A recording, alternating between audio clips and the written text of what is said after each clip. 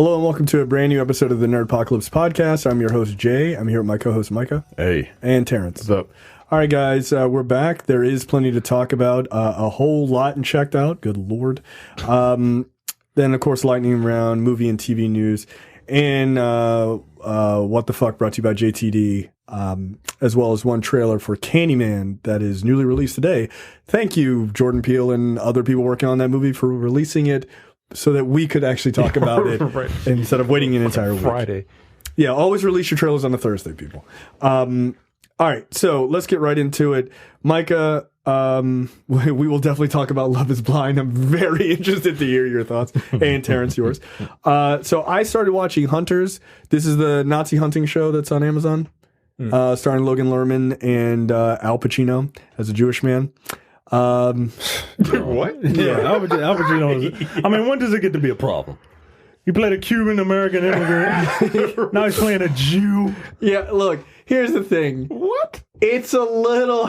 The accent's a little heavy. Like, it's come on. like... Al Pacino doing a fucking Jewish accent? Yeah. Yo, that sounds very problematic. He's not Jewish, is he? No, Al Pacino is not. But... It does work. So I've only watched a little bit of it. It opens with one of the better, like, oh, this is what the series is? Wow, okay. Like, so it takes place in the 70s. And it's like somewhat of a true story, somewhat not of a true story. I think the general premise is kind of true-ish. And it's focused on Logan Lerman, who, like, he's a Jewish kid, lives with his grandmother, and his grandmother gets killed, and he's trying to figure out who did it. And his grandmother happened to be a Holocaust survivor, and she was friends with Al Pacino's character. And so he starts to get brought in as to, like, this thing that Al Pacino is kind of running, right? That are basically just hunting Nazis that have made it to America. We get a couple scenes of, like the opening sequence, a woman recognizes this guy who was a Nazi soldier. She's like going to meet her husband's boss, who's works in politics. And she sees this guy and she has a complete fucking meltdown. And she's like, you're fucking, Bill the Butcher or whatever. I'll never fucking forget your face. And it just spirals from there, right? And so you start to, like, kind of meet the players of the thing. There is a scene where they kill a Nazi that was I enjoyed it. Like, yeah, several Nazis get killed in the first episode, so that was good. That put me in a good mood. I was like, that's always fun. More of that. But the Nazis themselves are pretty brutal, and they have a couple flashbacks to the Holocaust, which are like they do the Night of the Long Knives and the Holocaust, which, like, a scene from the Holocaust, which is pretty. The scene from the Holocaust is a made-up story, but it's disgustingly brutal. Like, it really is. So, it's good. I'm enjoying it. I've heard that some Jewish folks are kind of pissed because it's kind of ahistorical in some parts, but, I mean, so was The Man in the High Castles. So, I don't really know what to tell you. They're not pissed at Al Pacino playing a Jew. They might be. He's a fucking Jew. Yeah, like... Again, it's a heavy accent. Like, I gotta hear it now, yo. Yeah. I gotta hear that thing, man. All right, I will see if I can find it. He has a very distinct voice, right? Like, how does that work? Yeah, like it's a little like, all right, we're doing this. Like, okay, like it's yeah. But I have to say he's enjoyable on the show. Like, at one point, he's playing chess with somebody with Logan Lerman's character, and he's like, yeah, so you're he's like, oh, so you won the game. And he's like, what do you call this? And Logan Lerman's like, this, I call this kicking an old man's ass. And he was like, oh, they call you what do they call you? Like a little shit? like he has all these, like, little I guess old Jewish sayings. Like, he says one line that I thought was hilarious. He's like, in a world of constipation and diarrhea, it's okay to be a regular piece of shit. Which is a great line. Oh, yeah, like, he says it in Yiddish and then, like, translates it, which is pretty funny. All right, here's a little bit of Al Pacino. If you can't hear this is more for these guys.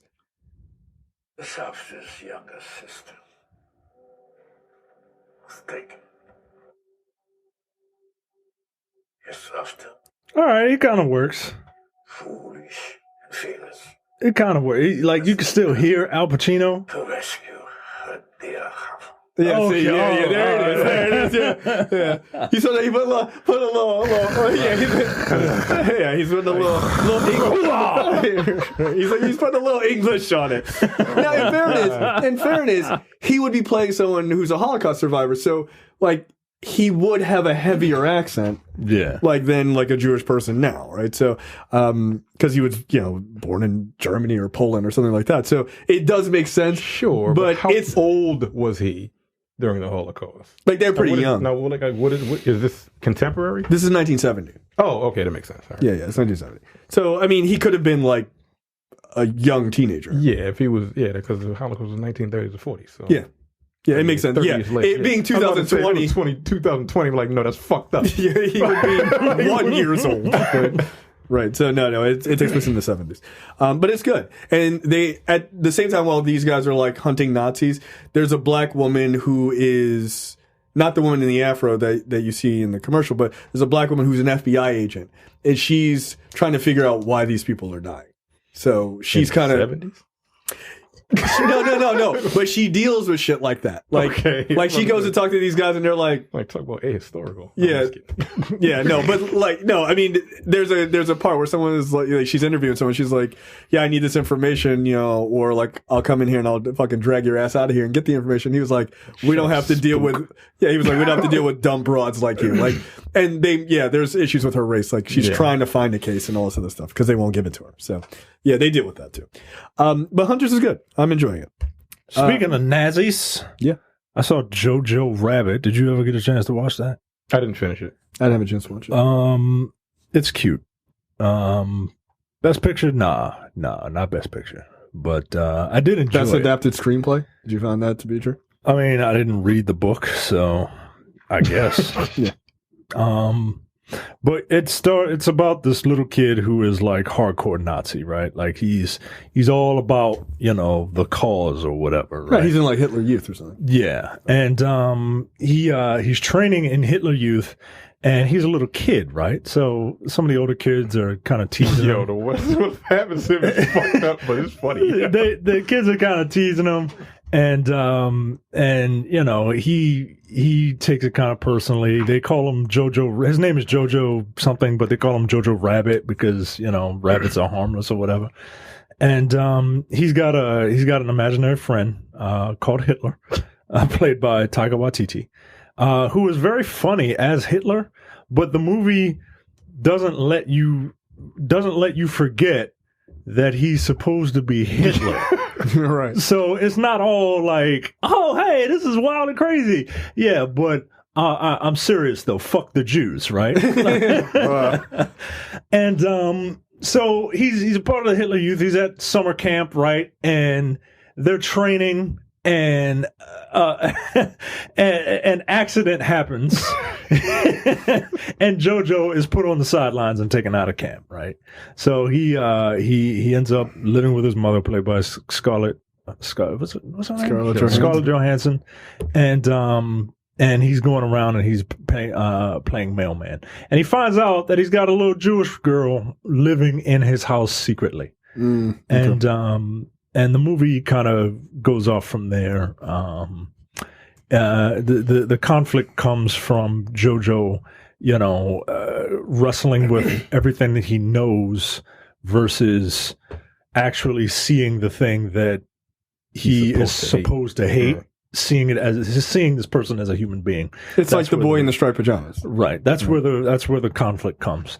And it's good. It's good. There's one really sad part where me and my wife were like, oh no.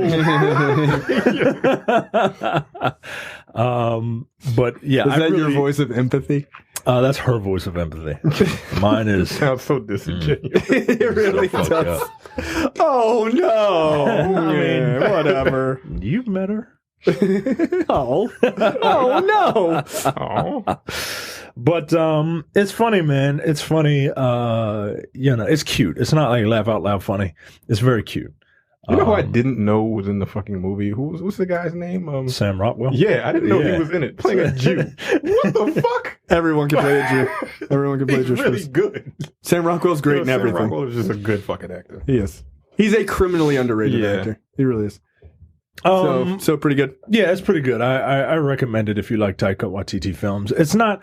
I still like Hunt for the Wilder People a little better, just because I like the little kid adult relationship dynamic between Russell from Deadpool and Dr. Grant from Jurassic Park. I can't remember their names right now, but this movie was cute. If you like his style of movie. Check it out. All right. Next up is hold on. How is Scarlett Johansson? Because she got nominated for Best Supporting Actress. She was good. Yeah, she was real good. She played JoJo's mother. Yeah, and she was good. Her German accent is wasn't the worst. That belongs to Rebel Wilson. Yeah, who was also a Nazi in that movie. Yeah, isn't she Australian or New Zealand? Yeah, she's from Australia, I believe. Or New Zealand, whatever. It's all the same to me. Stupid American. Yeah. Next up is Gentified, a sitcom, comedy drama television web series on Netflix, and it's kind of a sitcom in the vein of it's a family sitcom in the vein of like Blackish or Fresh Off the Boat, but where it's kind of like a mix between the two concepts or some of the ideas that each of those shows have. Like Fresh Off the Boat is kind of like an immigrant family trying to live the American dream, and Blackish is more of the black family who has kind of pulled themselves up by their bootstraps, but the father is afraid that the kids won't be black enough. You know what I mean? Like, so this is about a story of three Mexican American cousins and their struggle to chase the American dream, even while that same dream threatens the things that they hold most dear: their neighborhood, their immigrant grandfather, and their family taco shop. So that was fun. This show is really good. It kind of gets a little woke, too woke-ish sometimes. Okay. But I am enjoying it because the thing that makes this show is the relationship between the family, right? The three cousins are very dysfunctional. One is named Eric. He's kind of like, you're just your real regular ass cholo dude, right? Like he grew up Leonardo, if you will. Yes, he grew up in East LA. Again. Yeah, and he is with his grandfather in the shop, trying to help the struggling shop, right? Mm-hmm. You got this character named Anna, who is she is an artist, and she kind of works at the shop, but her passion is art. And she has a girlfriend who is like an activist, and they're kind of like super woke, and like they're millennials, right? They're the stereotypical, hashtivist or whatever that shit is. And then you got Chris.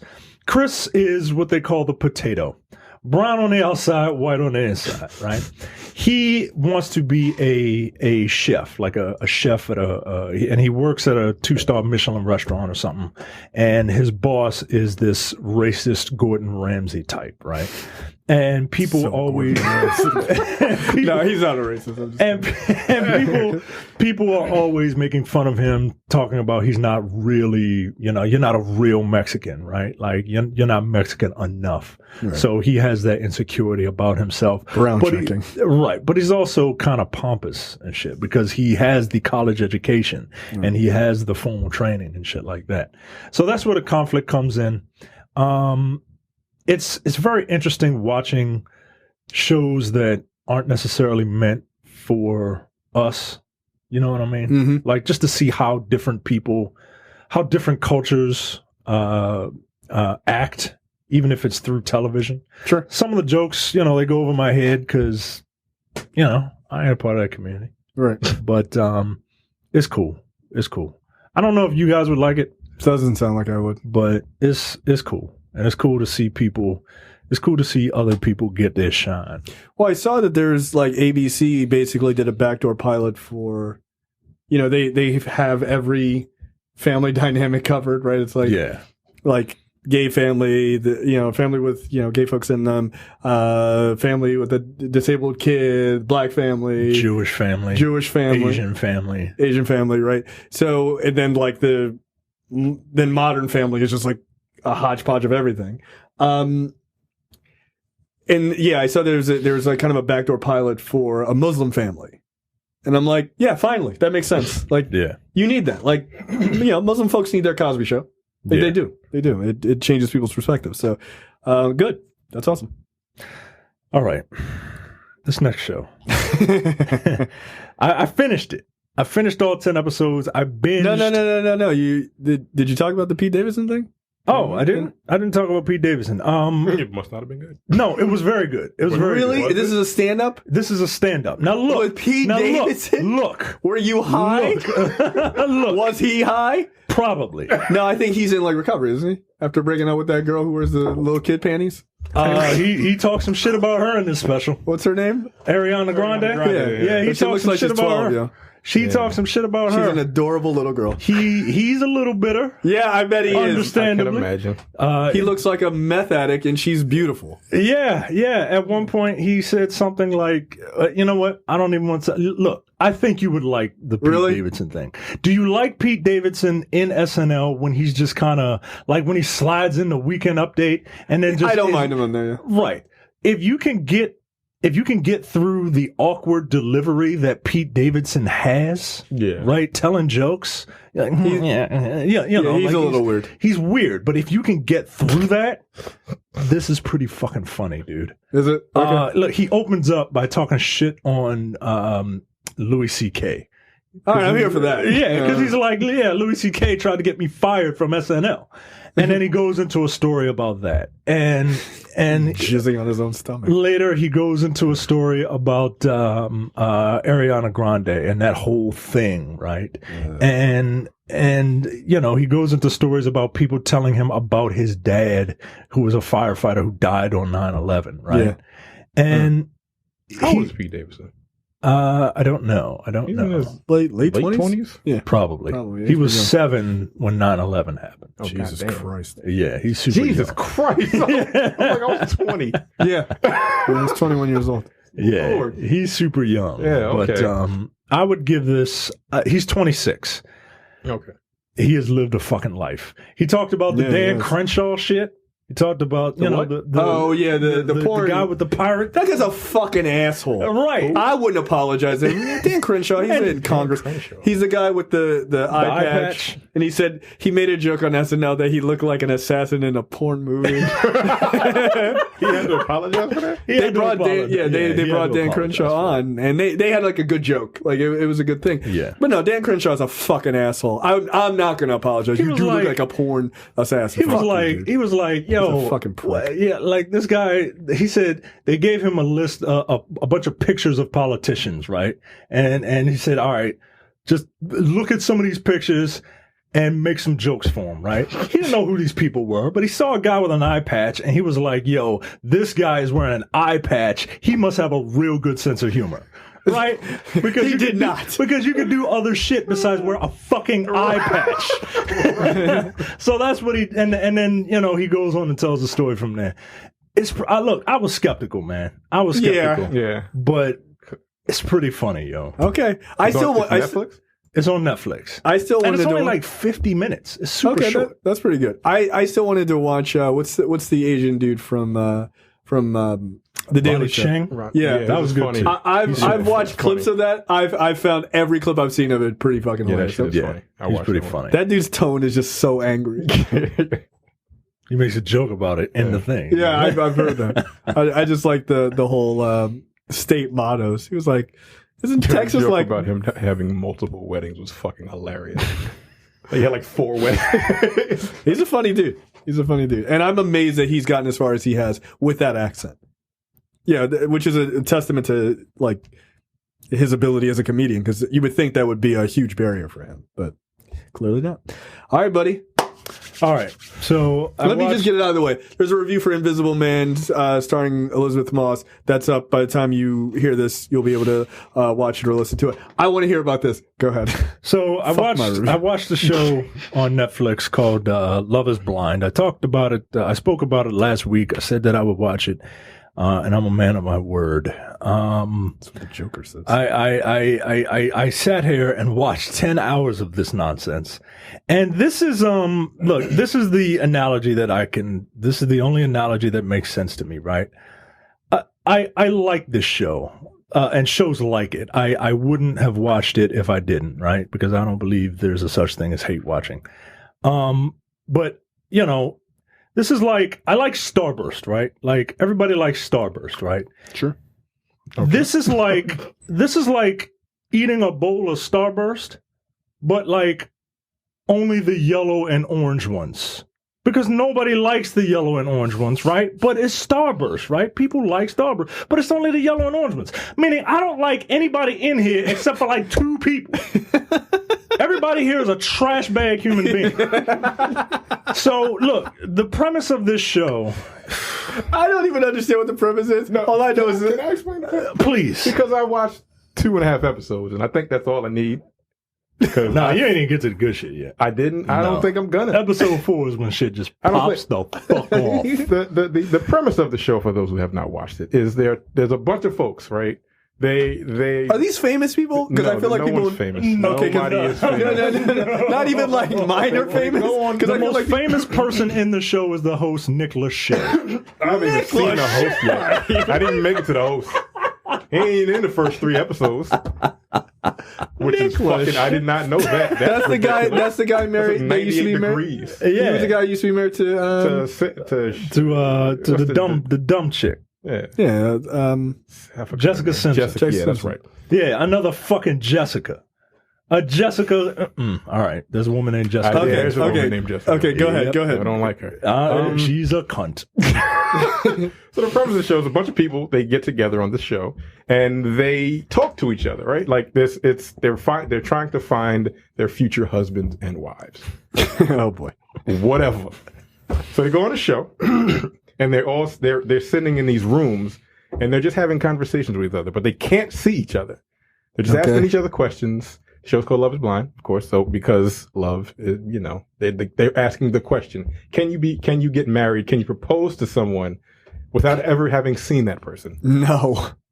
That's exactly my That's thought. every sane reasoning person. So they're having conversations and like you kind of like you get along without seeing each other. That's the premise of the show. As soon as I turned the show on, I had a fucking problem. Because everyone is beautiful. Well, it's a TV show. I don't give a fuck, nigga. I don't care. Like, first of all, that's not fair. That's fucking bullshit. Yeah. Because if your show is called Love Is Blind and you're trying to get each other together just by having conversations with each other, don't you think you should have a couple mud ducks? I mean, like, look, someone is supposed. You have to at least have one unattractive person. But look, like, I'm not. I don't consider myself attractive. I agree. But like. I walk right into that one. Yeah, you did. But like, you gotta have like a normal person. Right? Yeah, you should. Everybody's in like super shape. Right. They're all beautiful. Right. All these guys are like over 6 feet, except for one. All these guys are like over 6 feet with capped shoulders and shit. I'm like, fuck you. They Love Is Blind, baby. Love Is Blind, bro. All the women are like. All the women are like 5s and up, depending on your taste. I did find it funny that there was in the first episode there was a black woman who was a little on the heavier side. And she ain't there. I ain't seen her since the first episode. I don't know why 2 she and ain't a there. half. She's gone. Fuck this show because love ain't blind. I ain't watched any episodes yet, but I can tell you Does she now. show back up? She does not. Look, I'm reading the Wikipedia, and it says that eight couples proposed to each other, but the staff, like the production, only had enough for 5 couples. Only had enough money for 5 couples. Like, sure. Yeah, we weren't expecting 8 people to propose. Wait. These people actually proposed to these people? Like, for real? well, in the show for real. Yeah, Right. you It's know, it's reality television. Yeah, this is on the level of like professional wrestling. Right? Okay. Like it's real in a sense that like those people exist on Earth, Right. That's but right. you know, so just kind of go with it. Right, Like, that's you know fine. what I mean? I hate this fucking show. I'm done. I'm not gonna finish it really is that because bad? it makes me that angry. I'm like, this is all bullshit. Oh, you ain't seen nothing It's yet. all Okay, bullshit. so you watched all 10. I watched all 10 of these motherfuckers, man. And yo, it's like every person here is just a garbage human being, yo. Every person here, except for maybe 3. What's Maybe, 3? No, not even 3, because the one that I used to feel pity for, he's a smip. He's a huge. Which one? The Mark. 24-year-old? Yeah, he's a I simp, fucking yo. called that shit. He's a fucking simp. Fuck that guy. You're dumb. You're dumb and you deserved everything that happened to you, you stupid motherfucker. You're stupid.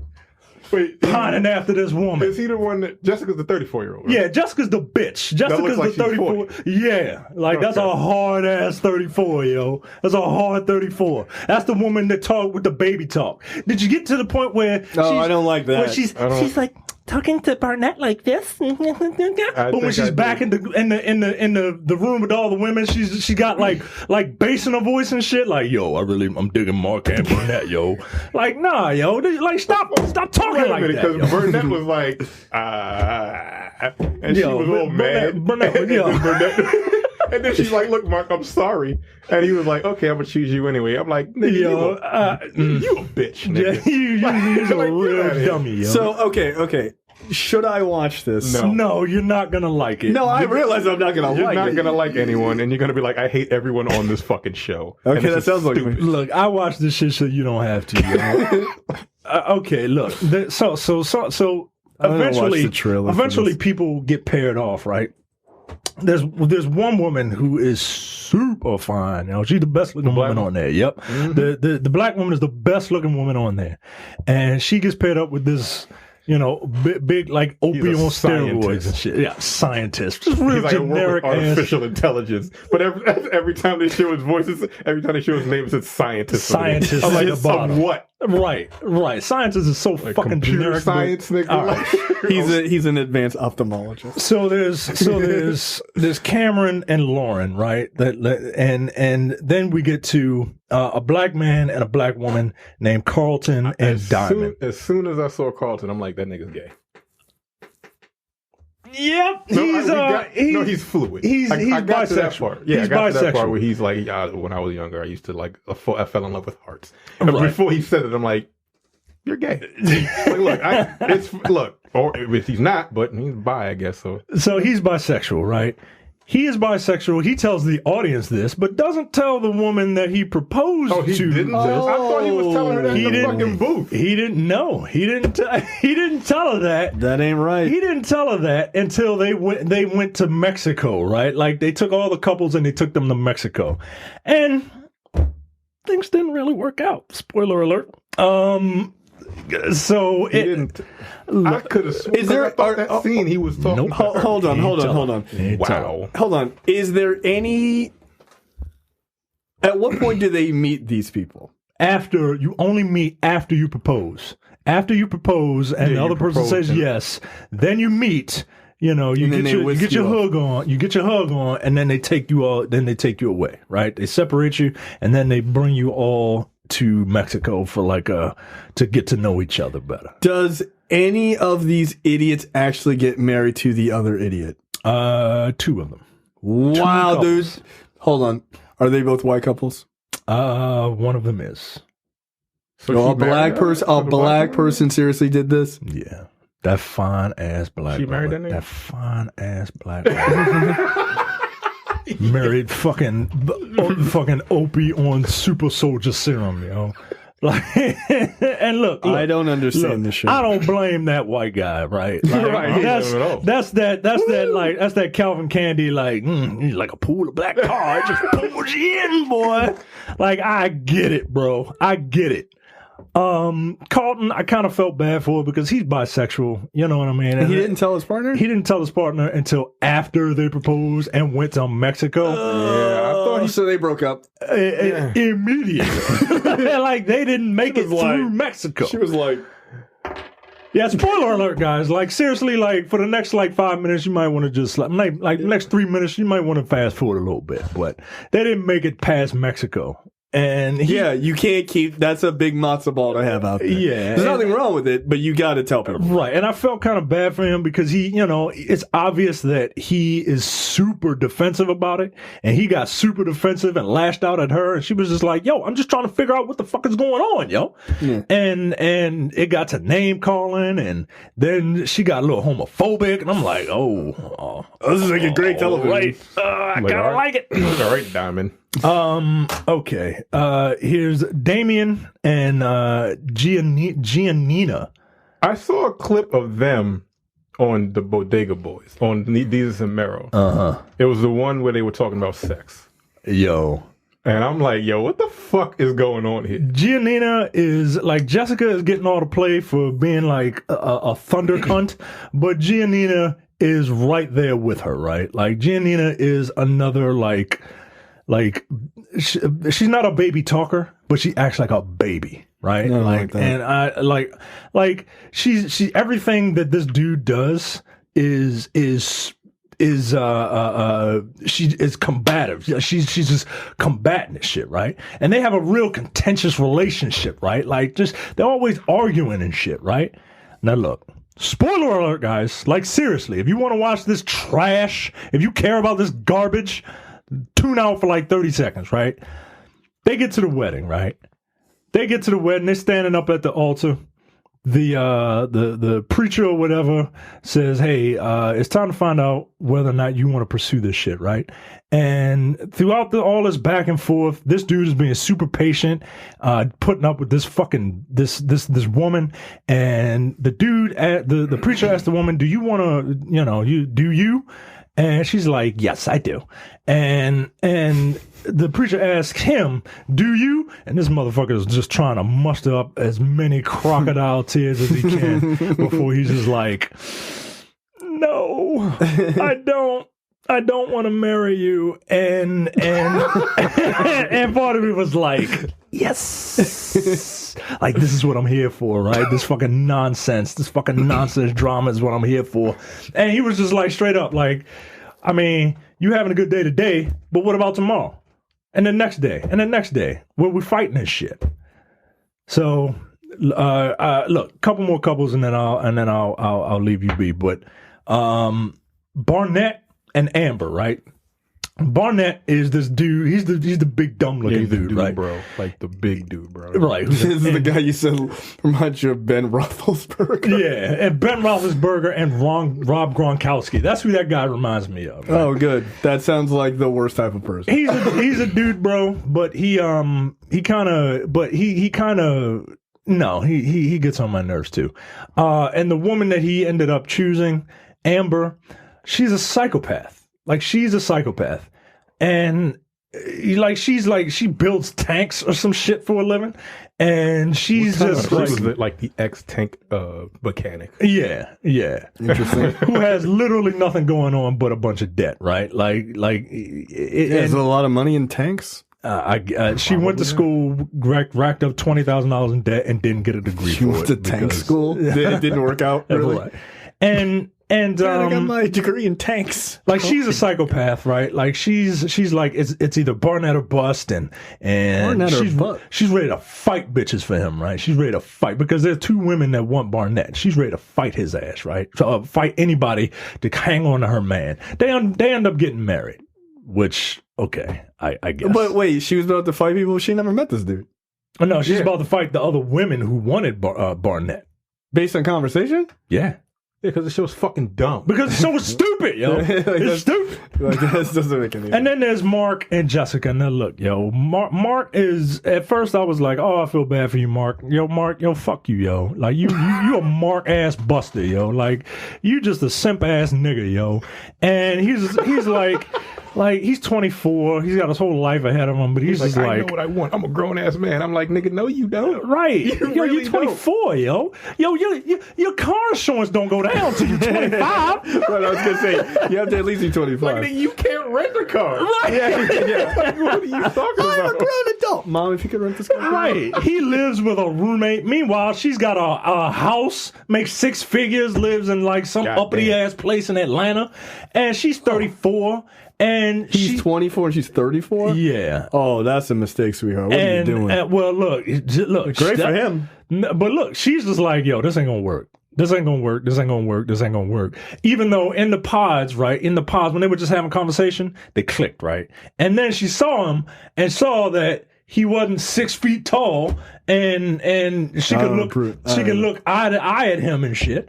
And she, I don't like any of this. She wasn't into him physically for a real long time, right? This hits home for me. But she had a connection with Barnett, and when she saw Barnett, who looks like fucking Rob Gronkowski, she's just like, ooh, hey, I'm really attracted to this guy, and and she's a sloppy drunk, and of course they ply all these people with liquor. That's the whole point. Man, yeah, look. Bottom line, I'm not gonna watch this. No, don't watch it. Don't watch it. Don't. But bottom line is, this is some messy ass shit. Okay. And I was here for it. All right, cool. Fucking stupid ass shit. All right, lightning round. Lightning round. Creed 3 is officially in development. I don't know what development means. It has a writer. That's all it needs to be in development, I guess. Zach Balin, who wrote the upcoming Will Smith movie King Richard, has been tapped to pen Creed 3, according to The Hollywood Reporter, with Balin's King Richard script, which follows the father of tennis all-stars Venus and Serena Williams. Wait, is he playing the father? Yeah.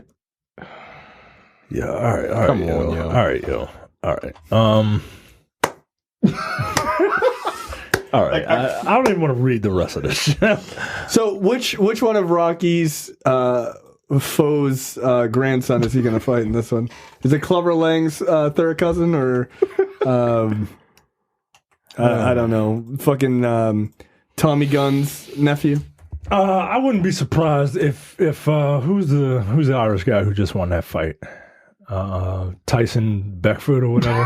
Tyson Floyd. Fury. Tyson Fury. His Fury. name is really Tyson Fury. Yeah.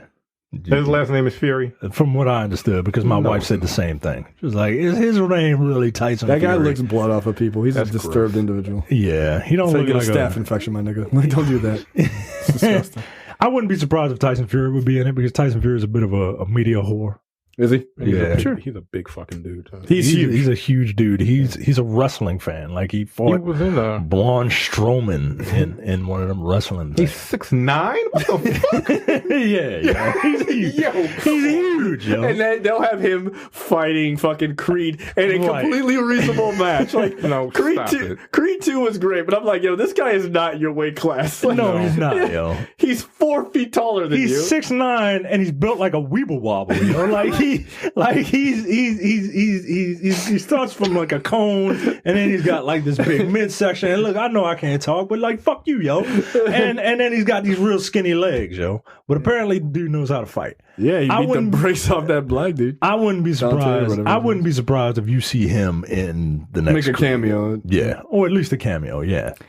Yeah, I hope they don't do another Rocky villain, like the son of a Rocky villain. Yeah, or if something you're gonna make this franchise like a proper spinoff of its own, you know, we get it. Yeah, it needs to be its own thing. Yeah.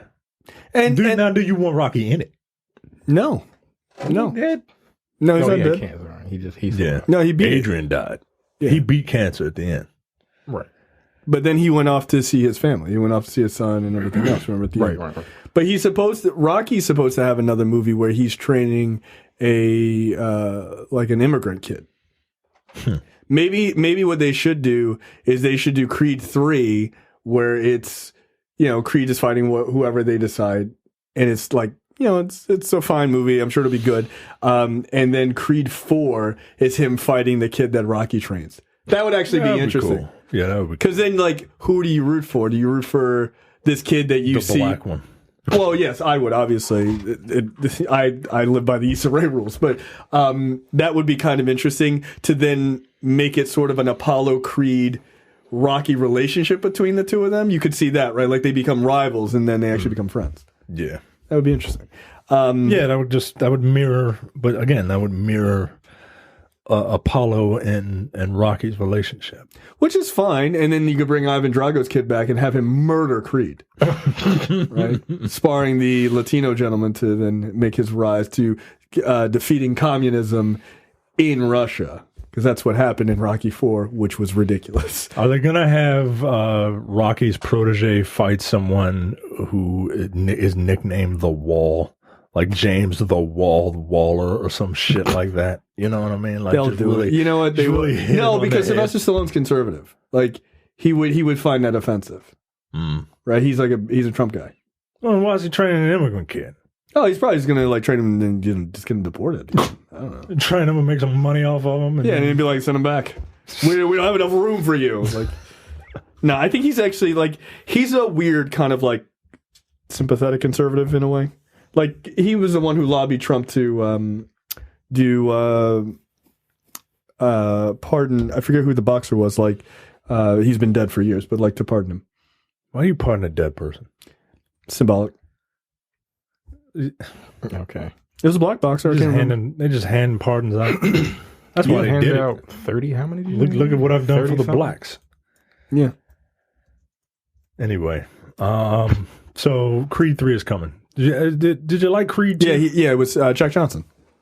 Okay. Oh, all right. Oh, all right. I mean, fine. I do beat the shit out of a Nazi. I'm fine with that.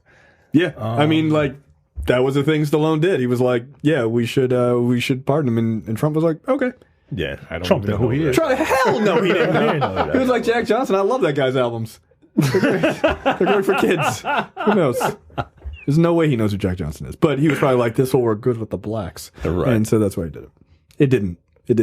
We don't care.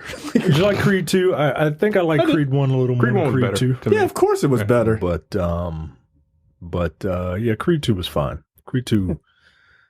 I like the desert training scene. That was good. Yeah. People said it's the best training montage in the entire like Rocky Creed series. It's not. Wrong. No, Rocky IV is. Knock it off. Yeah. He climbed a mountain, my nigga. Like, no.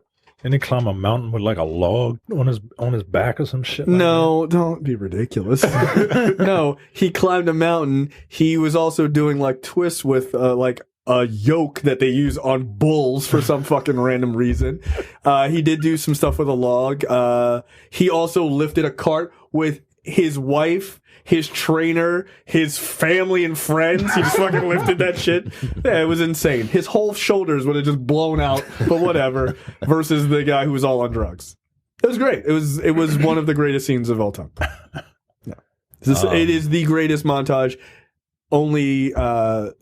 It only comes close to being toppled from the montage in Breakin'. And I will hear nothing else. Anyway. So, yeah, there you go. Next up, it may have taken 7 years to get a new G.I. Joe film going following 2013's... Been 7 years? G.I. Joe Retaliation. I don't think anyone's been asking for it, to be honest with you. But things sure are moving now. Okay. It was only back in early January that we reported that the G.I. Joe spinoff Snake Eyes, starring Henry Golding, was starting production. And now...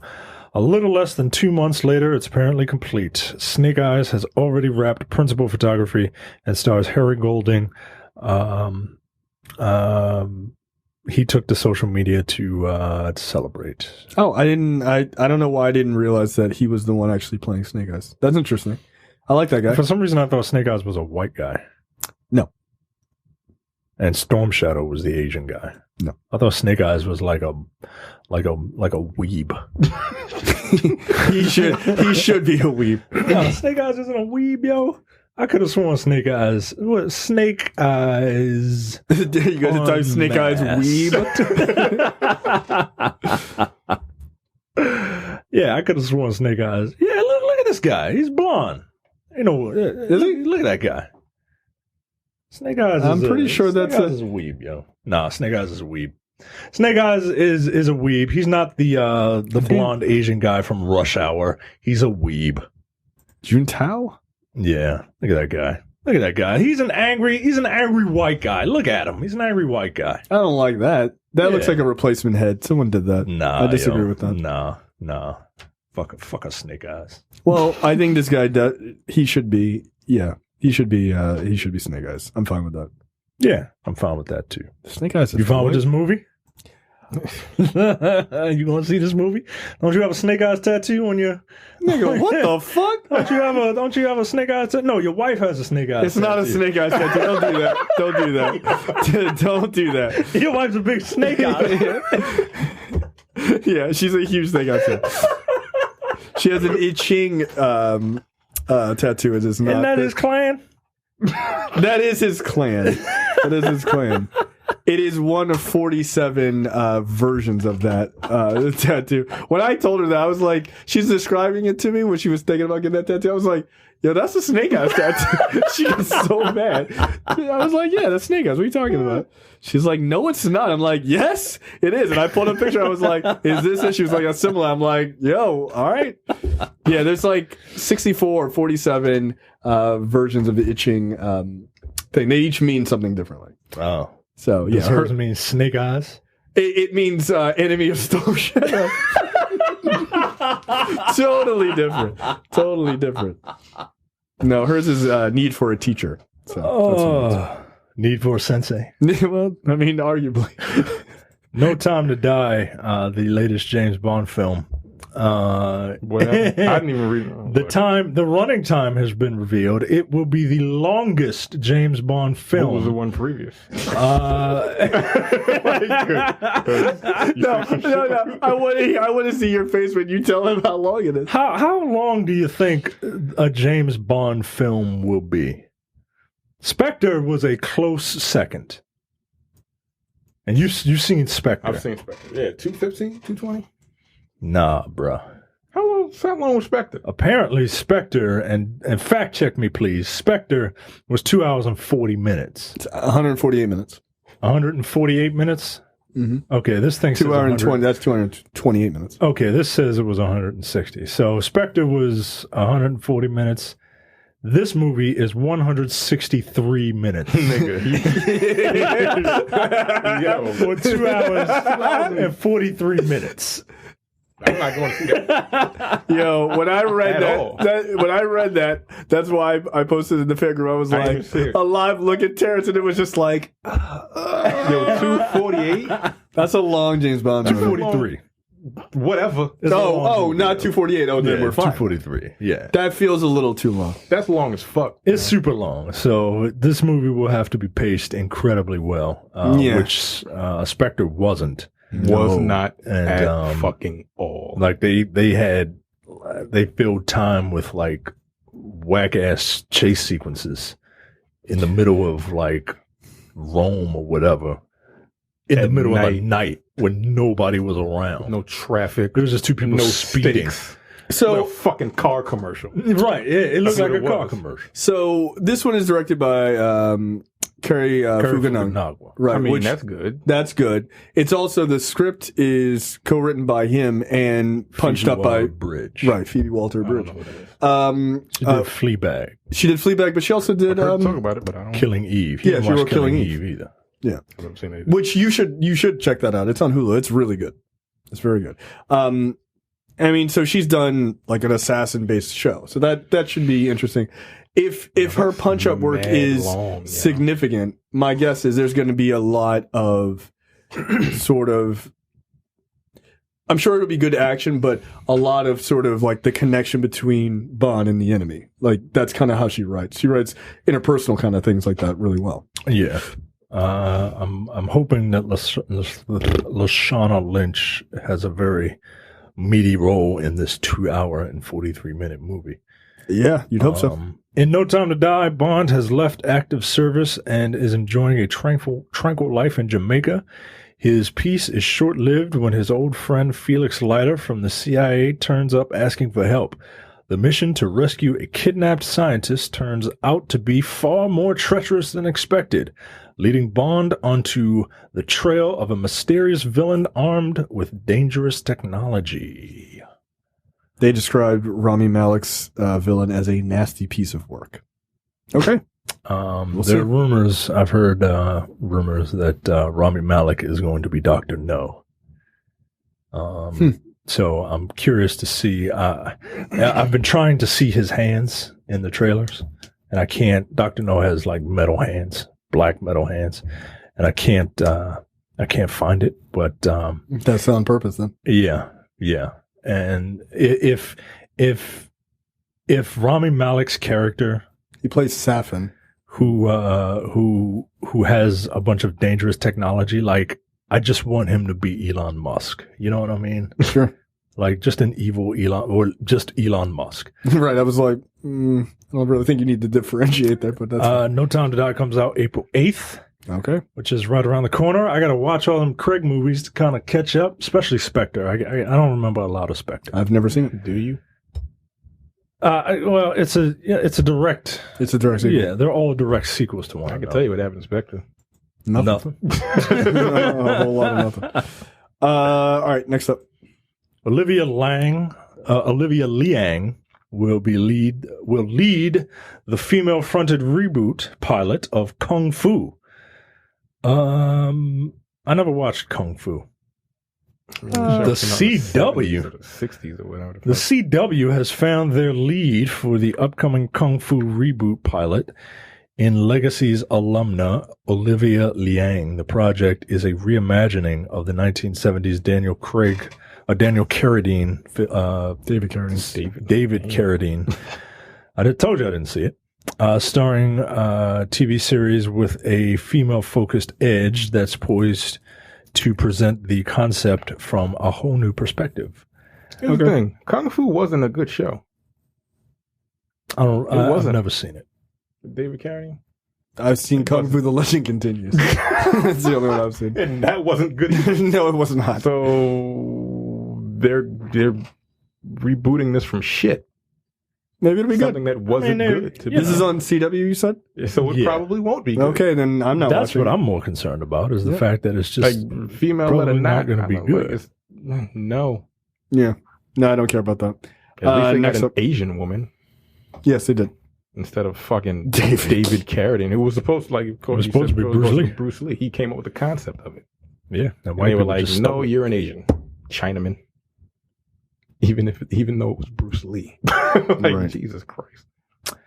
Next up, Rebecca Breeds cast as Clarice for Silence of the Lambs sequel pilot.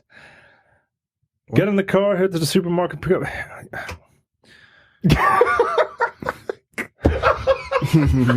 Yo, why did they write that? That's so fucking stupid. Rebecca Breeds.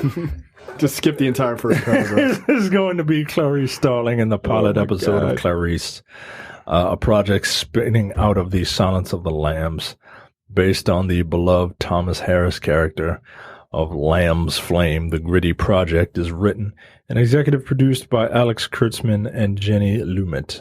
CBS is reportedly very excited to explore the life and times of the FBI Academy studio. All of this sounds terrible.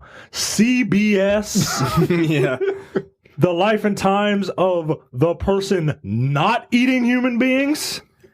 Yeah. As a student? Like, does he have any kind of role in this? In her Probably story? not. Probably not. She's not a student by the time she meets him. Right. No, it's post. It's post after she meets him. I'm pretty sure it says. Right? Why the fuck would she be a student then? I don't know.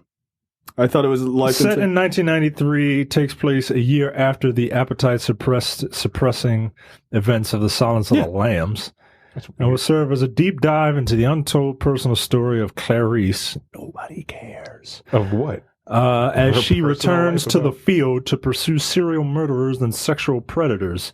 All right, that part's all right. They're just. Is it? It's a procedural. It's just a procedural. Is this made by Dick Wolf? Is it? Right. Is it? Then who the fuck cares? Like, it's a procedural. That's fine, but like, she wasn't the. She's not the draw. She's not the draw. It's fucking Hannibal Lecter. But they wanted, somebody came up with an idea for a procedural. I miss Hannibal. And said, nobody's going to watch this. Let's tie it to something that people recognize. Right. And then when Silence they watch of the it, Lambs. what they recognize is not going to be in it. Right. She's going to be her. And I'm like, yeah, no. That's why they call it Lecter. That's No why they call Jodie it Foster. Clarice. Right, no Jodie Foster, no Hannibal Lecter, no Hannibal Lecter characters, most likely. Right, It's all gonna be... they're going to refer to him. Never show him. People like, remember that case you did with Hannibal Lecter? Like this, yeah, that was wild. Wasn't it? That was some wild shit, my nigga, wasn't it? See, By the way, this- we have something completely disconnected that you need to look at. This could be like Castle if Castle was a cannibal. You know what I mean? Like Yeah, that was basically the whole idea of it. right, like have her because she's apparently an incompetent detective. Have her, figure out some way to since this takes place after Silence of the Lambs, have her figure out a way to get old Anthony Hopkins to come with her on her adventures. And just That be was like, semi you stand how in the Hannibal car. was. Yeah. A little bit. So just do that. Just do that with this. No. People want to see people want to see this guy eat people. Yeah. Yeah. I do. I am people. Hannibal That's made what I it was so beautiful. I'm hungry now. This show is so Did you watch the disturbing. show? I watched the first season. So good. Yeah. Watch first season, watch the second season, blow your brains out. That third season was not good. Oh, God. I was like, why is he on a motorcycle? Like, why is Hannibal in a fucking, like, a riding jacket? Like, none of it made sense. They ruined it. Couldn't keep Brian Fuller sitting his ass down for 9 minutes. Yeah. So I'm not going to watch that. Yeah, this looks pointless. CBS, no thanks. Last It's probably one. going to be on all According access. to probably That's fine. according to the guys on the Black Series Rebels show who have shared solid insider info in the past, James Mangold, Robert Rodriguez, and other unnamed filmmakers dropped by the set of The Mandalorian Season 2 to direct sequences for certain installments. We don't have any idea on what they shot, but it doesn't sound like either worked on anything close to a full episode. Just sequences. In addition, Bryce Dallas Howard said she is said to have returned to direct an episode she did on the first season. Yep. It's pretty good. Yeah, that classic Western story of the, like, invading horde. Yeah. Oh, she directed that? Yep. Cool. She's, for some reason, I find her to be more interesting as a filmmaker than as an actress. Like, I'm not even trying to be a dick about it. Like, I find her completely forgettable in those Jurassic Park movies. I mean, that's more on the movies part, right? Sure. There's another one, right? Jurassic World Dominion. I think it's been released now, or the title got released. They're making another one for real? Yes.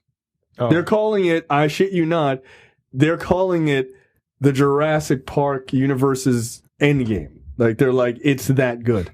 And I said, the main difference between this and Endgame is that Endgame was good, and this is likely to be the opposite of that.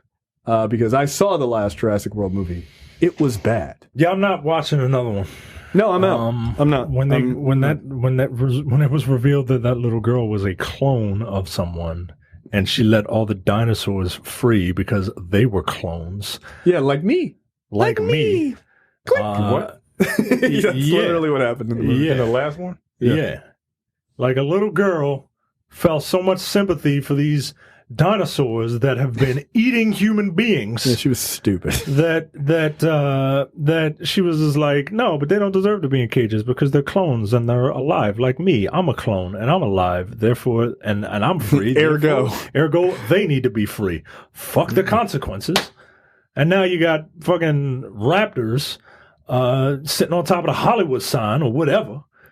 And yeah, that literally happens at the end. and yeah, no, I'd have fucking shot that little girl, yo. I'd have Who murdered cares? her before she got. Here's the thing. Yeah, just make Another one. one that's smarter this time. All right.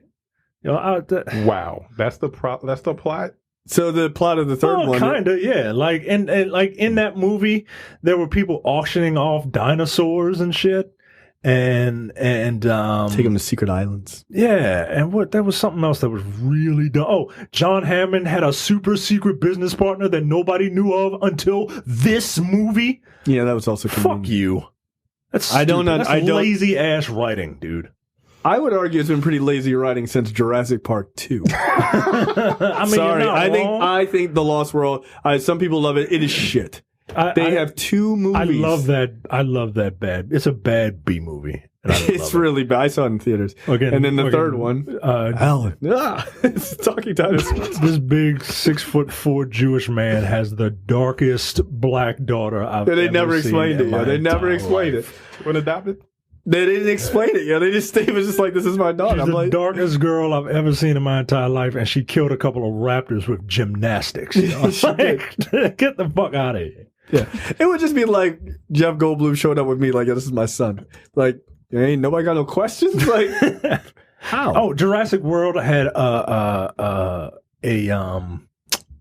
dinosaur veterinarian that had never seen a dinosaur before. Oh, Fallen Kingdom. Yeah, Fallen Kingdom. Yeah. Yo, that was a stupid ass movie. It was man. really dumb. Like, I'm really upset with that movie. I am amazed that those movies have taken someone who has seemingly infinite charisma, Chris Pratt, and has given him a role that has no charisma. Like him and Bryce Dallas Howard, if you told me that they filmed their scenes apart and they just spliced it together like that fucking Miami Vice movie, I would 100% agree with you. Yeah, they have no chemistry whatsoever. I don't think they don't get along. Like it's written so poorly.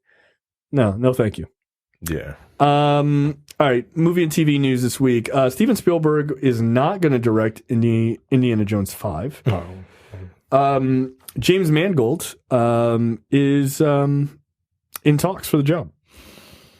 Here's my only question. Are you going to let James Mangold write it? Because you should. Because he does his best work when he writes and directs. So, yeah, let him do it. This will be the only reason I'll see Indiana Jones 5. I'm not seeing it if Steven Spielberg does it. I'm not. And clearly he's not. If James Mangold doesn't do it, I'm not seeing it. I didn't see 4. I'm not watching like monkey swing that fucking idiot around. Like, I'm not watching that. 4 was really bad, dude. Yeah, I'm not watching that. 4 had aliens in it, yo. They missed the whole had concept of the Indiana Jones movie. It's always religious artifacts. Always. 4 had a flying saucer in it, nigga. A flying saucer. Survive a nuclear explosion in a refrigerator. In a lead-lined refrigerator. I was watching That seems silly to me. It's very a silly. documentary on Back to the Future. And apparently some of the original ideas for the time machine, one of them was a refrigerator. A lead liner? Yeah, a lead liner. And it was supposed to be like a nuclear explosion or some shit that took him back into... It was some weird shit. Like the town that he grew up in, it was supposed to be on the site of a nuclear explosion. So I think they were like, maybe they used the refrigerator in Indiana Jones so they couldn't use it in Back to the Future. I guess. Because it is like Robert Zemeckis and fucking, what's his name? Steven Spielberg. Whatever, yo. I don't want to hear that bullshit. I'm just so not interested. I'm not. I didn't see 4. I'm not interested in this whatsoever. What about you guys? Are you interested in seeing this at all? I saw 1, 2, and 3. I really enjoyed 2. Do you? The Temple of Temple of Doom like, is I fun. legitimately like the Temple of Doom. It's a fun movie. But I think 3 is the best one. But I really like 2. Yo, 2 is some racist bullshit, yo. 2 is some racist ass bullshit, yo. Well, Wait, whoa. Are we pretending that we go into an Indiana Jones movie for any sort of like woke, reasonable behavior? Those movies came out 30 years ago. I mean, I don't give a fuck. Like, come on, yo. Chilled monkey brains is a normal That is thing great. that whatever those people are clearly is. Nah, yo. Like, that shit was comical, yo. Oh, it's super racist. If you don't, I don't really hit care that for that switch, movie, yo. we are going to die. And then Them niggas would have been dead. Oh, reach my hand into the fuck bugs? that. No way, I'm dude. like deuces, niggas. Like, I'm not doing that. I don't like bugs, yo. the woman, no, that scene is very uncomfortable. I to don't me. like that scene. It's gross. yo, Fast you know that forward. woman couldn't even scream properly. She was so bad of an actress, she didn't know how to scream. They had to get a scream double for her. That's That's fine. ridiculous. Yo, That's fine. yo, she She was ran away so from a boulder, annoying. yo. She was so annoying. Yo, hate that fucking in Temple of Doom, People just like the minecart chase. the minecart chase, the part where they had that dude pretend to be Elizabeth Warren and rip that guy's heart out, that was awesome. Kalima. Kalima. The bridge scene. The bridge scene is dope, dude. All right. Oh, wait, whoa. Are you pretending the bridge scene isn't dope? The bridge scene is fine. I like the bridge scene. I like the bridge scene. Look, the action is fine. Okay, I don't like everything else about it. I don't like short round. Like, yo, what the fuck? We were talking about Ronnie Chen earlier. Yo, Ronnie Chen speaks like a quote unquote regular dude. He's throwing on that short round accent because it's unique. Yeah, but he had to listen to... Dr. Jones! Like, yo, come on, yo. Chen grew up to the... Wasn't he How about this short round grew up to be... Shut up, yo. I don't like short round. Short round is a great character. I don't like, I can't even remember the woman's name. I don't either. Or her character. I didn't care for her character. I'll give you that. But she only got the job because she was blowing the director. And which is fine, you know, get in where you fit in, I guess. Yeah, he was like right here. But no, yo, I don't. Compared to the first one and the third one, you like Indiana Jones 2 more than Raiders of the Lost Ark? I do. Yeah. Yo, what the fuck is wrong with y'all? You know why? You know why? Because Raiders is good, but Raiders is largely boring in a lot of parts. It is. No. It is. It is. Nah, it is. yo. I don't get it. He melted the Nazi. Yo, the third movie is easily better than the other. I mean, the third movie is amazing. Yeah, it is. Like we can all come together on that. That adding Sean Connery into the third one was a fucking stellar choice. Yeah. But and then the fourth one is just hot garbage. I'm not watching that. I don't think I'll ever see it. Buff in it? Yeah, they had to run from a bunch of fire ants, and they were swinging on vines like With monkeys, yo. Nah, yo. And, it's offensive. And I'll never forget the last scene. Indiana Jones and Marion, they get married, right? And they're walking out. They open the doors to the church, and Indiana Jones's hat flies off, right? And his hat flies down, and it's on the floor. You see a picture of the hat. Pick it up. You see Shyla reach for the hat, and then, thank God, Harrison Ford, bam, knocks his hand away and says, "No, kid." and funny. Nigga, people were cheering. They were cheering in the theater. They were like, "No, yeah!" Like, yo, don't let him touch it. That's actually hilarious. It was hilarious, man. Not yet. Meanwhile, he's 112 years old at this point. Yo, are we really buying the fact that? No. Like, come on, man. I'm like, when they said he was coming back, I'm like, why? I hope Indiana Jones He's not dies going in to this do one. anything. You're going to die in the first 15 minutes. All right, kid. Yeah, when's this going to take place? In the 60s? Yeah, because when did the other one? The other one took place in the 50s. Right. Okay. No, that's not true. No. When did it take place? Last Crusade, they were in Nazi Germany. He met Hitler. Indiana Jones and the Kingdom of the Crystal Skull. God damn. I'm sorry. I completely skipped that one. Sorry. Yeah, you're right. 4 did happen. Yeah. Sorry, no. I'm like, yo, he met Hitler. What are you talking about? Yes, that's right. That Indiana was Jones 4 took place in 1957. Yo, he was mad old then. He met Hitler. He was a grown-ass man in Last Crusade. That would have been like 1935. Wow. So When did Hitler die? Not often enough. Look at Indiana Jones in the 1945? fight for civil rights. He should have. If they're gonna have him fight Martin Luther King, it's gonna be killed really himself, what, 45 or 46? something like that. When did Hitler Bust a cap in his ass. die? When did Hitler take the coward's way out? April 30th, 1945, the greatest day in human history. Why don't we celebrate? Why isn't that a holiday? Should be. The day that Hitler killed Yeah, himself. the day that Hitler was just like, you know what? Fuck it. I'm a bitch. He married Eva Braun in 1945, and then he died in 1945. This nigga ain't shit. That's fucked up. Good. I'm glad he's dead. Love is blind. I was like, I don't like this shit at all. Goodbye. All the shit he did, he was like, yeah, I was married for 1 year. I've had enough. Like, it's over. Next up, Kevin Feige almost quit Marvel Studios over Ike Perlmutter's general douchebaggery. The story came out this week that Mark Ruffalo revealed in an interview with the Independent that Feige did not believe he would be at Marvel very long. He says, quote, when we did the first Avengers, Kevin Feige told me, listen, I might not be here tomorrow, as he's like, Ike does not believe that anyone will go to a female starring superhero movie, so if I'm still here tomorrow, you will know I won that battle. And then he basically went to, I believe, to Alan Horn and was like, yo, the fuck? And then to Bob Iger, like, look, if you don't allow female-led superhero movies and black-led female or black-led superhero movies, I'm out. And Ike Perlmutter was like, no one will go see those. Cut to future where both of those movies made $1 billion. Right. Like, Perlmutter. But the funny thing is, like, if you're Ike Perlmutter, you got to be looking back and be like, looks like old Ike was wrong. But he probably doesn't think so. He's probably it's all these other reasons. Let me go back to fucking up the VA for Trump. Because that's what he's doing.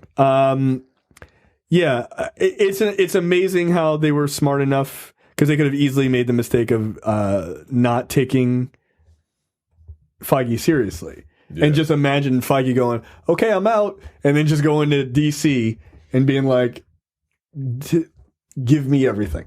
And they would have. They absolutely would have. He'd have fixed it. Yeah, he would have. Because this is right after the first Avengers. This is 2012. Like, God damn. Yo, all this shit could have been done. Right. 3 years in. Yeah. Like deuces. Because they would have given it to Perlmutter and he would have ruined it. Yeah. Yeah. Like, which would have been a really sad ending. You're like, this great ramp up, you get Avengers, and then it's just tanks right after that. This dude is 77. What the fuck does he know? Toys. About. That's why he's there. He knows toys. Toys? Yeah.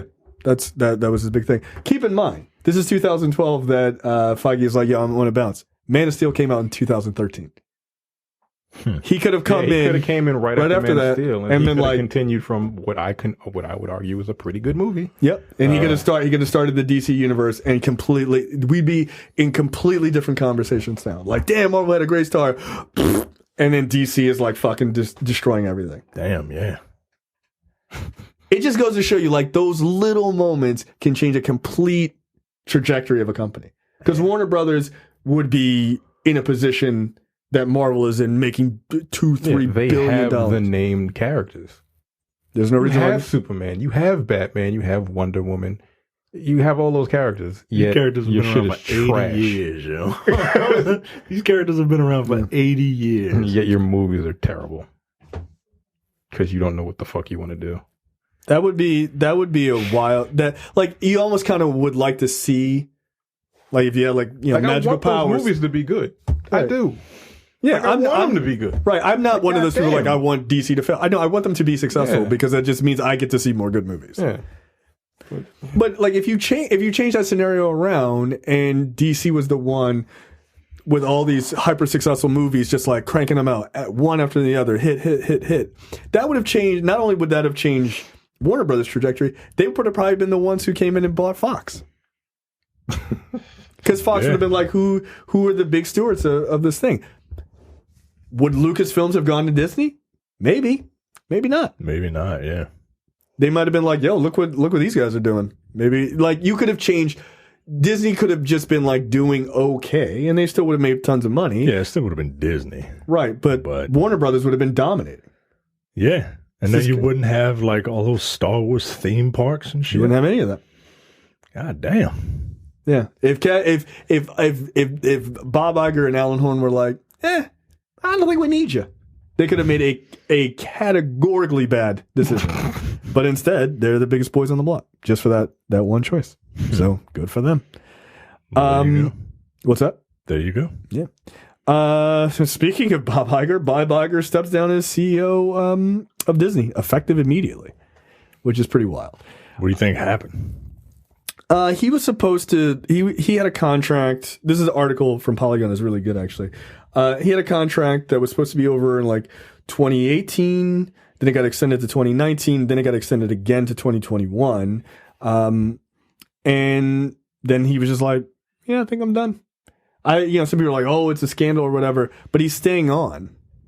at the not a company, CEO. just not as the CEO. Yeah, he probably don't feel like doing all that fucking work. Yo. That's basically what he said. He was like, he wants to concentrate on the creative side, and not have to worry about the day-to-day operational side. So yeah, he's not leaving entirely. He's going to be an executive chairman, to guide, the new CEO, Bob Chapek, through, becoming the new CEO and everything else. So he's just kind of chilling. If it was a scandal, like, they would have just been like, you're gone. Like, they're not going to hold you around. Like, that is not a thing. Disney is not in the business of having some scumbag that close to the top. Like, they're not going to you got to know that we got rid of him. Yeah, no, they can't afford that. I mean, look what they did with James Gunn. Right. You're not just going to keep him around. Maybe they bring him back later on when no one's paying attention. So yeah, the guy taking over, he used to run basically like all their theme parks. So What was his name? Bob Chapek, I think it is. Yeah, Chapek. He's worked at Disney for 27 years. He was a chairman of Disney Parks, Experiences and Products before that. So yeah, this guy, apparently he's not planning on being as aggressive as Iger was in acquiring IP over the last 15 years. But because he's a Disney park guy, they're like, don't expect less of Disney and don't expect less of Marvel and stuff like that. Expect more of it, because he's just going to be like, let's really build a brand. The one negative thing about him is he's the guy who came up with the Disney Vault thing.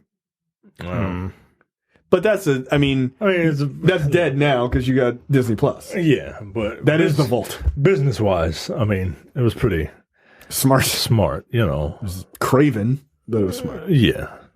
Hey, for a limited time, you can own the favorite movies that you love. And then we're going to put it back in the vault and charge you double in 3 years. Like, cool, I guess. But now that's all mute because it's all on Disney Plus. So, people are like, oh, are they going to bring back the vault? No, why would they do that? I'm already paying. I already for got it. the key. Yeah, like, the fuck? It doesn't make any sense. They got you on a monthly fee now, not one time. Right. This is recurring. So it's fine. Yeah, but that was big news. People were pretty surprised about that, but I think everything is fine. Make sure you go to the nerdpocalypse.com/merch, and pick up a shirt or a phone case or whatever with our new logo on it, or one of our logos. What the fuck brought to you by JTD? A town has reached crisis point after hundreds of thousands of fruit bats invaded the place last month. Things have gotten so bad that kids are afraid to go to school anymore. Yeah, okay. And rescue helicopters can't land at the local hospital. All right, that's a bit of a problem. Flying foxes, also known as fruit bats, currently outnumber humans in this place by hundreds of thousands. And they're not the only bat species that's dedicated to make this place their home over the last month. According to local sources, people here have been invaded by 4 different species of bat, each of which mates at different times, making it really hard for authorities to intervene. To make matters worse, the bats are protected by law. Fuck you. So locals can't just take matters into their own hands. Yeah, what the fuck? All right, that doesn't make any sense. You said where? South America? Yeah. I have no idea. Come on now, South America. What is the Brazil? What is the one place on this planet? Australia. Thank you. No. Nah, yo, you look at pictures of this, and it looks like that Batman Begins shit. This shit ain't funny, yo. No thanks. Oh no. There's a YouTube video entitled "Bat Tornado," and Yo, why do people still live in Australia? They can't get out. yeah, it's an island. Yo, come on, man. It's a penitentiary. Yo, this bitch is doing a fucking news report in it. Nah, yo. No. Look at this video. Be like that black dude. That black dude that got a bug up his mouth. Yeah, and he like freaked out. And he code switched real quick. Motherfucker. No, yeah. Country. I'm Harold. Motherfucking bitch ass bees. Motherfucking bees. Get me the fuck out of here, goddammit. Yo, this is disturbing. I'm not going to hang out in a bat tornado. Did you pass the news reports? No, I'm looking It's at like this shit. 2 minutes, a minute 47. Not ever, yo. No. Yo, nah, yo, you're Just wildin'. Look at it, yo. She's You sitting are- there talking and look at Yo, you're wildin', yo. You're wildin', that yo. shit is insane. Nah, yo, they'd have to CGI That's that at the studio, yo. I'm not insane, going out yo. there. I would be so, and I am a completely rational person, but I would just assume that one of them was gonna bite my neck. I would be freaked out. Yo, this is crazy. I would not be out there. I'm like, no, I'm not doing it. We can do that shit from the not unless that's like. No, you had to that's real, CGI bro. that, yo. Yeah. They're like, Deborah, we're fucked gonna up, need you to yo. go out there. I'm like, No, the fuck you don't. The anchors will sit there and have a CGI background of a cityscape. but I gotta go out They here. gotta go out here and fight Batman. No. Come I'm surprised she didn't just start floating like the fucking Batman versus Superman. Yo, this is fucking crazy. That's a Those lot are of bats, not Oof. birds. Nah, yo. Even look, if it was birds, I'd be freaked out, yo. I've I seen would that be movie. too. Like you seen. Yeah, Also, I'm I've not trying to seen get Birdemic. shat upon. I've seen Birdemic. This is unfortunate. So yeah, Australia. kids are reportedly too scared to go to class. That makes a lot of sense. like, And, look, Those are all the Aboriginal kids because they're the only ones with some goddamn sense. And they're like, no. As a massive colony of bats have made the school grounds their home. Okay. oh, that's cool. No. Hell no. Bats are known to carry serious disease that could be passed on to humans Yeah, through like the scratches. corona. Yo, they're just jumping out of the trees, my nigga. No, yo. No. Absolutely not. Unfortunately, there isn't a lot that authorities can do. The bats are notoriously difficult to disperse, especially in such large numbers. Don't they have like bat sonar? All anyone can do is just sit tight and wait for most of the bats to leave, which When some the experts fuck is that gonna estimate will happen. And when do you think that'll happen? Yo, if you tell me weeks. Months, nigga. April. Yo, so they just chilling for 2 months. Nah, yo. Close the whole town, yo. Close the whole fucking town. Wow. While No. most, all right. While most of the locals complain about the bat invasion, comparing it with a biblical plague, All right. animal experts warn that bats play a vital role in maintaining the natural balance, and that we need. Yeah, by killing off all the humans. Look at these dumb we just need to leave 'em Australians alone. standing. Hey, look at this. That's great. Go inside, you fucking idiots. Nah, yo. Nah. I don't believe these animal experts. Anybody who has anybody who has a pet is a psychopath. And the more you get into the more you get into having pets and want to learn about pets and shit, like you just want to fuck an animal. I have a dog. Yeah. Do you care about animals? I do. Not bats. Bats aren't animals. They're villains. Like that's what I'm saying. Like you don't own, like the more pets you have, the higher chance it is that you're a psychopath. That's probably true. And the yeah. more exotic the animal, too. Yeah. Yeah, if you have a pet bat, something's wrong with you. Yo. You got a bat, you got a snake, even if you have a parrot. Look at this bat, yo. These bats are attacking a helicopter, yo. Yeah, the like- helicopters can't land at the hospitals. Yo, that woman. Yeah, okay. Yo, that woman's they're- gap in her teeth. They is- maintain the is- natural balance. Yeah. Sure. Yeah, of me not going to Australia. You got it. So Australia's there a you go. fucking wild. That's a goddamn. Wow, that woman's gap between her teeth. A bat could get in there. That's gross. All right, All right, Darren. This is the Australian version of a current affair. That still comes wrong. starring Bill O'Reilly. What the fuck? Okay. Man suffers 3-day erection after taking sexual stimulant used to breed bulls. All right, that's a bit much. One pill to kill it. What was it? One pill to hurt it? I don't know. yeah. One pill to hurt it. 2 pills to kill 2 it. pills to kill it. Sex with a grudge. Yo, that's not- a problem. It's not how lovemaking works, but okay. The unnamed man, whose age is also unknown, traveled to this place to buy the stimulant as part of an exciting plan to have sex with a 30-year-old woman. No, this nigga was 24. I'm an adult. Atlanta. That's where that show is filmed. Oh man. I don't know where it is, but Florida. I'm going Florida. Hold on, let me read this. A man had to be rushed to a hospital after taking sexual stimulant used for breeding bulls that left him with a 3-day erection. The man it was Mexico. No, that was close. Oh, yeah. The man in Mexico, whose name and age is unknown, is believed to have taken the stimulant. I thought he was a woman. However, he ended up needing surgery to tackle the persistent engorgement at specialist hospitals. You're such a fucking child. That's a funny word to use for that. A specialist hospital 270, which in Reynosa, a city on the U.S.-Mexico border. Doctors told the newspaper he had taken a sexual stimulant which he had bought in Veracruz, used by farmers in that region to invigorate bulls for insemination. Why would you do that? Edie. The man is claimed to have traveled to Veracruz in East Mexico to buy it. He underwent surgery, but there have been no updates on his condition. Last October, a dad from East London had an operation to remove part of his penis to stop his constant painful erection that removed part of his penis to stop an erection? You would think they would just drain the blood.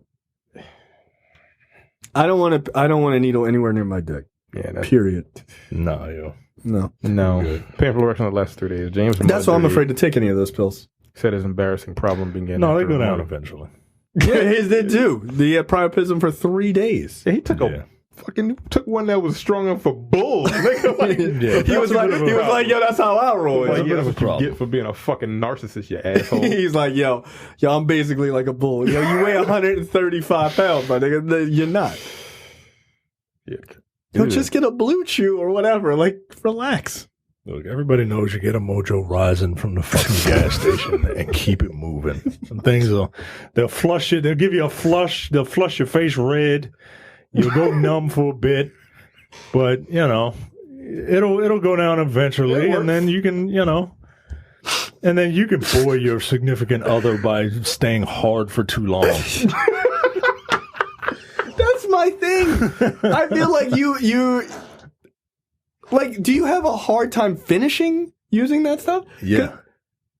Yeah, right. You do. Like, cause so then I feel like it goes from fun to miserable pretty quickly. Well, part of it numbs it, and then it hurts because it's like fucking it's stretching and it's like hurts. Obviously a lot of the fun is the journey, but it's also the end. Right? Second act is good, right? But like a finale is much better. The best part of the marathon is when you're sitting down fucher carbo loading. Right, exactly. You get that runner's high for like 5 minutes, and then you're like, "Oh shit! I got another 26 miles to go." Yeah, like that. You need some runner's low. That to me is what's terrifying. Like, all right, I'm done. That's why I'm like afraid of Viagra, because like you take that and it works instantly, right? But then what happens when you're done? Yeah, unless you're like filming some shit. The other shit, you take it and then you finish and then it'll go down eventually. Like, but if you take Viagra instantly and then have sex, you still got a hard on for however long it is until it wears off. I don't know how long it takes to wear off. But I'm like, I'm done, yo. I'm gonna go to sleep. Yeah, I don't think I could sleep with a raging hard on. No, you can't. Yeah, I just 5 hours. Viagra lasts for 5 hours. Who is? Now you need a couple of partners because no woman wants to get fucked for 5 hours. Yeah, you need get off me. Like, you need to be in. But I already took it. You need to be in like a gangbang. Like you need to be in some sort of situation where you're speed dating. Yeah, don't do that unless you're like an old dude, and then like you need it. That's crazy. 5 hours. The effects can last up to 4 hours. This other article says that's still a long time. Yeah, like isn't Viagra? It just works. Like Cialis is different. Like, it says the concentration of Viagra.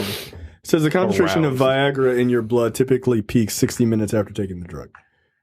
The effects are the strongest after this time. Therefore, it's best to take Viagra around an hour before sexual activity. Right. But like once you take hour, Mojo Rise and get you going 15 Shit. You feel it in your face. You get all tingly. And then it travels down, and then you're it fucks up your nervous system. That's just like because you get lightheaded, and then it's like all the blood is running to your dick. Yep, that's it. That's it. Basically, 15 minutes. Yeah, it don't take long. It's like whatever it is, like a shot of niacin. Because that's like when you take niacin, like if you take like a pre-workout, like you get tingling. That's your blood vessels. They like opening up. Like apparently, this is niacin specifically made for your dick. Yeah, and this is like, bam, we going for it. Is Mojo Rising basically like Cialis or Viagra? Yeah, no, it's Viagra. It's basically Viagra. All of those pills are the same shit. They just call something different. Yeah, they just call it concentrations. Different. Yeah. But it was closer to Viagra than from what I understand Cialis does. Cialis is just like, hey, I think something's going to happen, but it might not, so let me get ready.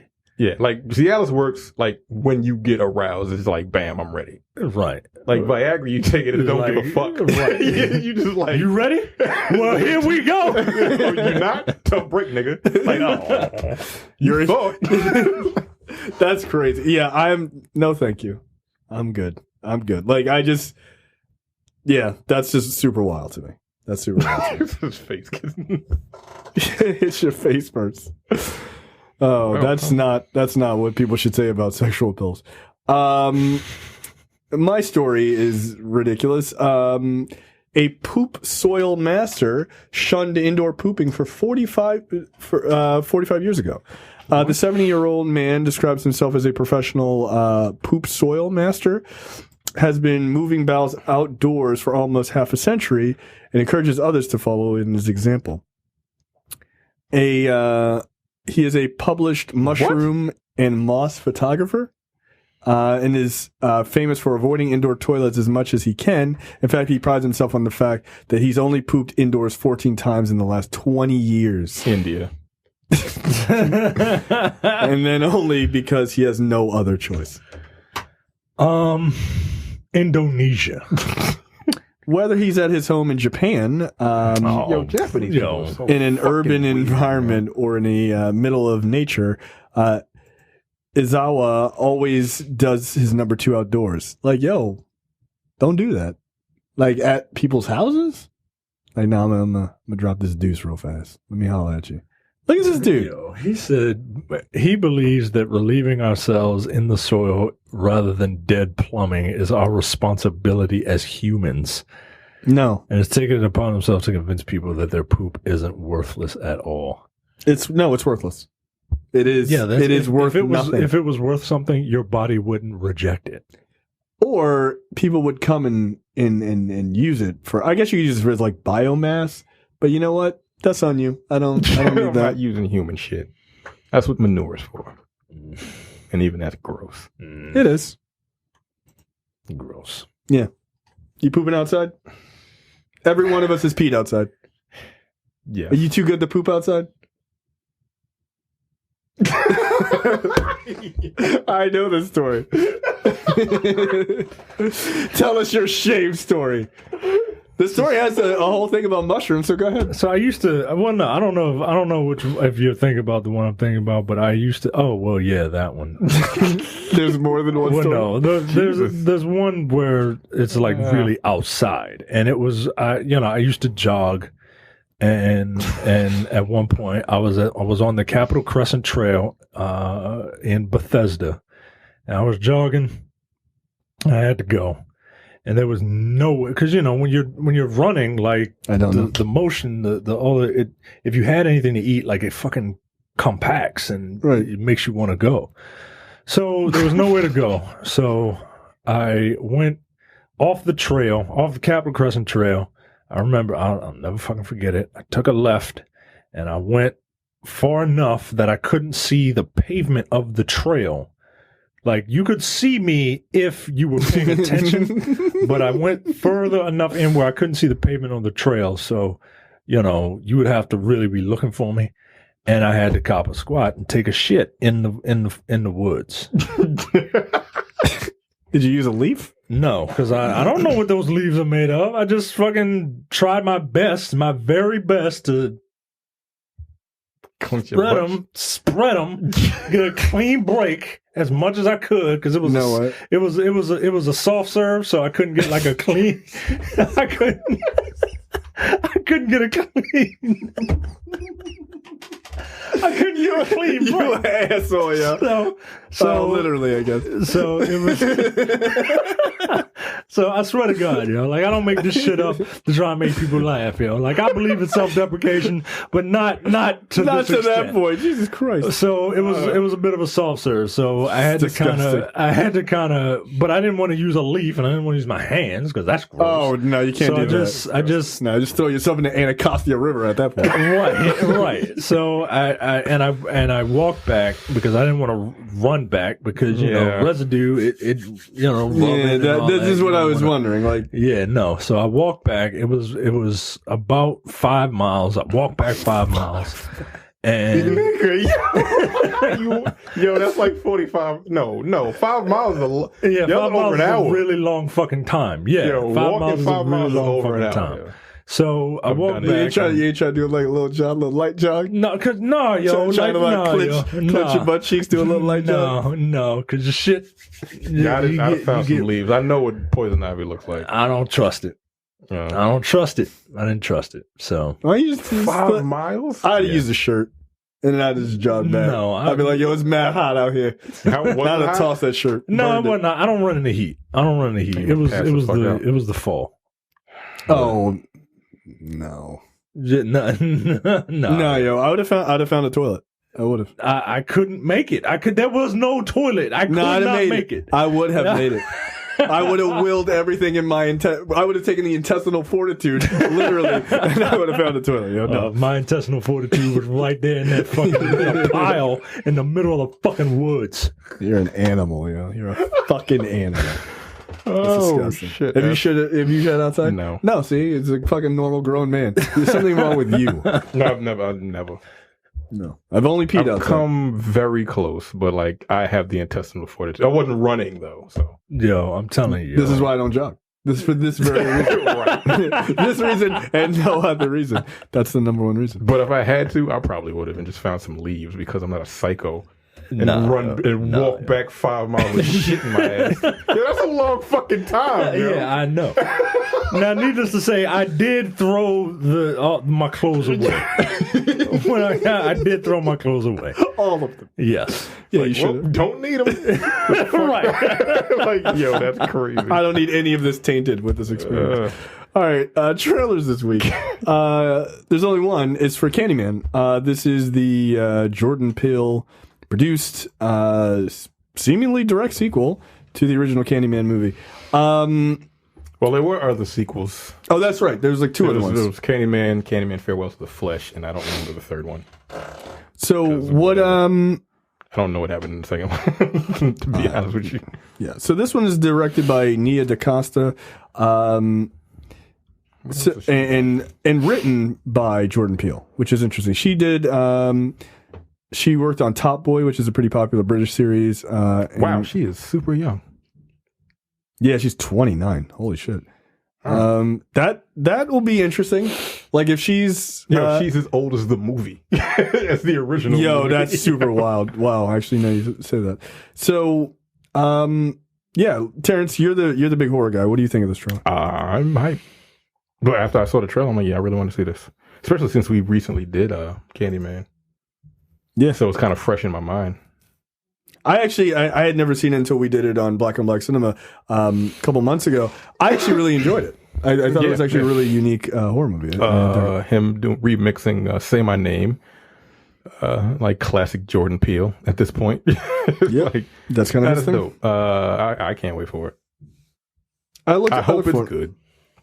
I look forward to it. I think it does look like a good slasher film. Micah, your thoughts? I think it's. I think this will be a little more than just a slasher film. Like the original Candyman wasn't. It wasn't just a slasher film. Right. It had a message. It had a message. Yeah, white women mind your business. Yeah, well, apparently they didn't learn their lesson. At least 5 of them didn't. And this looks really good, man. Yeah. I mean, I'm in love with Tiana Parrish, so I'll see. Yeah, that's not a hard thing to do. Literally watch anything she's in. That is also correct. Yeah. It looks super creepy. Like Candyman is Tony Todd is in it, and you don't see much of him. But Terrence, you had a theory about Yahya Abdul-Mateen's character, Right. I think he's a kid from the original movie. It would make sense. Yeah, He'd be around the same age at this point because he was a baby, yeah. like 30. Yep, and that's right around his. Yeah, he's like early 30s, I think. I think it's a damn good trailer. I think it really is. It works. It modernizes the sort of original. Again, I haven't seen the other two, but it looks fun. I mean, as far as a horror movie, It looks well. It looks like it's shot very well. This woman looks like she's a beast behind the camera from what this trailer shows. Yep. It would be dope if she ends up nailing this and like she kind of becomes one of the more sought after horror directors at 29. Like that's impressive. And a black woman horror director, which is super rare. So look at Jordan Peele, fucking keeping it in the family. Is she any idea what the connection to Jordan Peele is? Blackness. Yes. Well, besides that, I'm just wondering. No, blackness. That's what I mean by keeping it in the family. Yeah, no, I knew what you meant. I'm just saying. But what is interesting,